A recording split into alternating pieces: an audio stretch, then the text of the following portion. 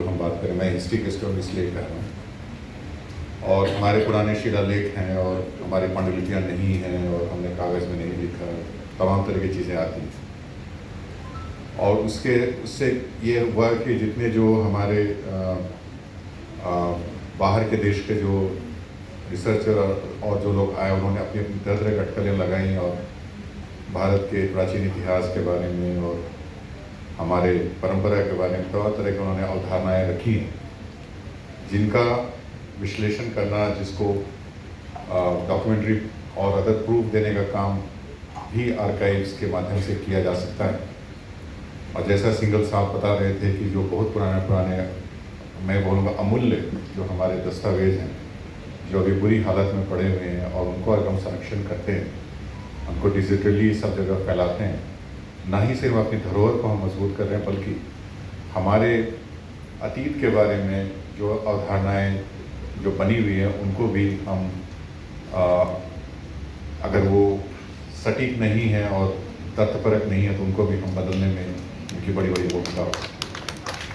उस वजह से हमारे सारे हमारे देशवासियों का ये संकल्प होना चाहिए कि हम कैसे इस पुण्य काम में जो हमारे देश को अपनी महिमा देगा, देश को अपनी एक सोच देगा और जिसका एक आधार होगा, जो हमारे आर्काइव्ड मटेरियल के माध्यम से किया जाएगा, जिसकी एक पुष्टि की जा सकेगी।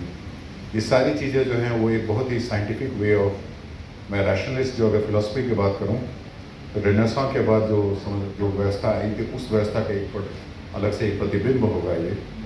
इसलिए ये बहुत ही पुण्य का काम है, बहुत ही महत्वपूर्ण काम है, और इसके लिए अरुण सिंघल साहब और उनकी टीम ने जो सारे कदम उठाए हैं उससे मैं उनको साधुवाद देते हुए ये पूरी ईश्वर से प्रार्थना करूँगा कि सर आप जो टारगेट जो लेके चले हैं, संकल्प लेके चले, वो निश्चित आप पूरा कर पाएँ।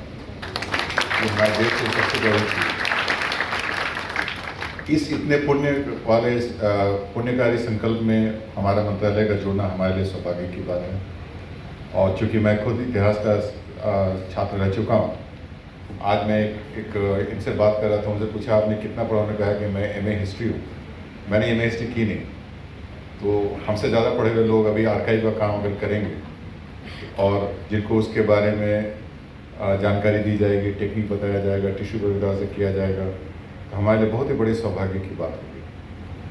और ये भी एक बड़ा सटीक उदाहरण है कि जब एक कंसर्न सेक्टर या कोई एक संस्था हमारे साथ जुड़ती है कि हमें अपने कार्य संपादन के लिए कौशल की आवश्यकता है, और वो कौशल स्किल डेवलपमेंट के फ्रेमवर्क के मुताबिक हमें देने की व्यवस्था कराएं। इसका अर्थ ये हुआ कि NAI जब सिंघल साहब हमारे पास आए तो हमने उनसे पूछा आपको क्या होना चाहिए, उन्होंने बताया ये सारी चीज़ें होनी चाहिए। इनके टेक्निकल लोगों ने वो सारे क्या पढ़ाना है 2 वीक में या 3 वीक में या 1 दिन क्या सिखा सकते हैं, उन्होंने उसको सारी चीज़ें बनाई।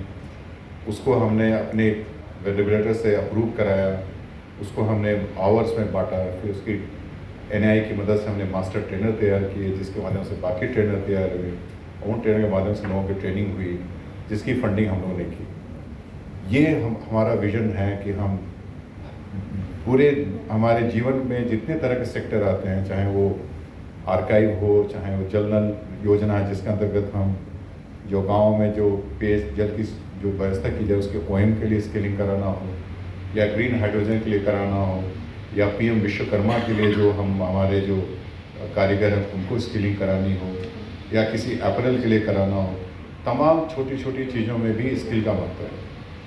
तो आज चूँकि आज आपके पास ये एक अपॉर्चुनिटी जो मिली है, जिसमें 2 साल 3 साल 4 साल, वो उससे ज़्यादा मुख्य है कि आप उस काम में, इस पुण्य कार्य में जुड़ रहे हैं। उस जुड़ने में हम NAI की मदद कर पाए और हम उनके साथ सहयोग करते हुए इस चीज़ को आगे धरती पर ले आए, बहुत बड़ी खुशी की बात है।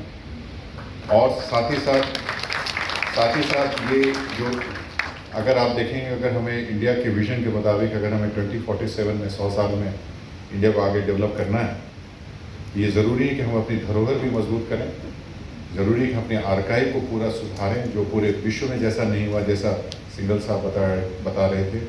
जैसे विश्व में कहीं उस तरह से हम करके एक मॉडर्न, एक आधुनिक राष्ट्र की ओर से हम लोग से उभर के आए। और इन सब से ही हमें वो संबल मिलेगा ताकि हम अपनी जनसंख्या को और ऊंचे डेवलप्ड स्टेटस में ले जाने की हमें व्यवस्था मिलेगी। तो मैं कहूँगा कि इस ट्रेनिंग के सापेक्ष मैं ये कहना चाहूँगा कि अगर 1000 लोगों को करना है और अगर मान लीजिए we have to condition attrition rate also, तो हम और ज़्यादा भी कर सकते हैं। हमारे पास कोई लिमिट नहीं है, आप जितना चाहेंगे उतनी इसके लिए हम कराएंगे। एनआईए ने अपने इनकी आपके जितने जो ट्रेनिंग एरियाज उसको हमने एज ट्रेनिंग प्लेसेस नोटिफाई किया हुआ है। आपके देश में 5 संस्थाएँ, 5 जगह पर भी ये स्किलिंग चल सकती है। और मुझे लगता है कि ये आज ये शुरुआत है, एक ऐसा एक मूवमेंट शुरू होगा जिसमें आर्काइविंग के बारे में भी लोगों का ज्ञान बढ़ेगा और टेक्नोलॉजी भी बढ़ेगी और हम वाकई देश की धरोहर को आर्काइव करने में अपनी मदद कर पाएंगे।